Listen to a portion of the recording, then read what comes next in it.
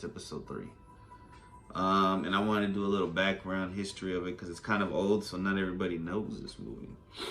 Now, I think this is probably the best Star Wars movie, in my opinion, from the 9, from the 6, those last 3. Shame, but anyway, they were fine, whatever. They just didn't really match. It was like a whole nother thing. They should just separated it. It shouldn't have been 7, 8, 9. It should just been Star Wars, whatever. But, you know, it is what it is. You can't get mad at that bullshit, man. You just can't spit the facts, though. Episode 3 is probably the best one. And right now I'm looking at a calendar that has lava. And it's reminded me of that scene. The fight, the infamous fight between Anakin and Obi-Wan. It's an interesting movie. It shows the fall of a man who fears death and fears loss,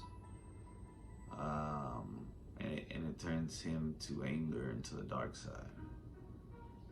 Because like Yoda told, I don't know if Yoda said I think it was in the second one, fear leads to anger, anger leads to hate, hate leads to suffering. So scared is what I ain't. I added that last part. Yeah, some people hated on it. Like I was looking at it, some people hated on the acting of the kid, the dude. But I think he did fine, man. With what he was given and the type of movie it was and the film that it was. The critics are the people who wish they could act, or that they wish they could rap, or that they wish they could be comedians. The critics are usually the people. Usually. I'm not a critic, I'm a reviewer, I guess. Or this is just my reaction, this is just my personal thoughts. There's no agenda behind it. You know, I don't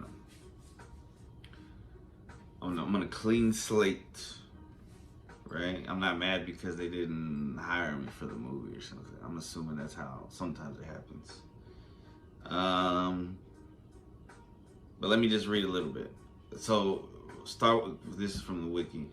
Revenge of the Sith, Episode 3 of Star Wars, is a 2005 American epic space opera film written and directed by George Lucas.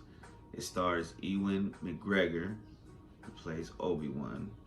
Natalie Portman plays what's her name? Amidala? Padme. Hayden Christensen plays Vader. Ian McDiarmid, I don't know who that is. Samuel L. Jackson plays Mace Windu. Christopher Lee, Anthony Daniels, Kenny Baker, and Frank Oz. It's the sequel to The Phantom Menace from '99 and Attack of the Clones in 2002. It is the 6th film in the Star Wars film series, the final installment in the Star Wars prequel trilogy, and 3rd chronological chapter of the Skywalker saga. Revenge of the Sith is set 3 years after the onset of the Clone Wars, as established in Attack of the Clones. Revenge of the Sith is set 3 years after the onset of the Clone Wars, as established in Attack of the Clones. The Jedi are spread across the galaxy in a full-scale war against the Separatists. The Jedi Council dispatches Obi-Wan Kenobi on a mission to defeat General Grievous, the head of the Separatist army, to put an end to the war. This was the first time that I noticed that Grievous wasn't just a robot. He was a human. I thought he was like a reptilian, because when they zoomed in, me and Vito noticed it had like skin, like reptilian skin and shit. So something must have happened to him. That almost makes me want to go watch the animated series. Meanwhile, after having visions of his wife Padme Amidala dying in childbirth, Anakin Skywalker is tasked by the Council to spy on Palpatine, the Supreme Chancellor of the Galactic Republic, and secretly a Sith Lord. Palpatine manipulates Anakin into turning to the dark side of the Force and becoming his apprentice, Darth Vader, with wide-ranging consequences for the galaxy.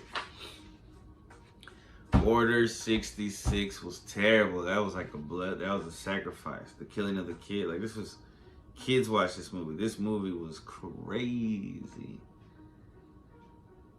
But fucking tight. But crazy. That massacre.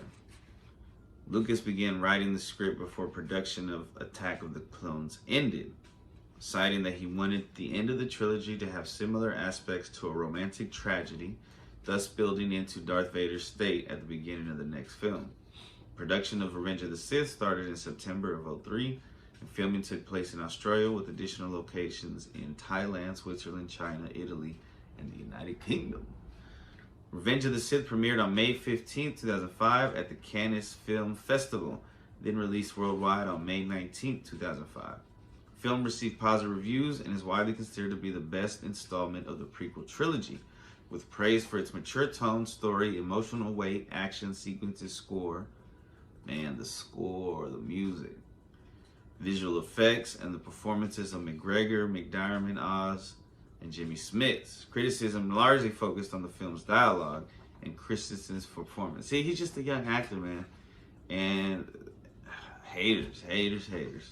It broke several box office records during its opening week and went on to earn over $868 million worldwide, making it the second highest grossing film in the Star Wars franchise at the time. It was the highest grossing film in the US and the second highest grossing film worldwide in 2005. It also holds the record for the highest opening day gross on a Thursday, making $50 million.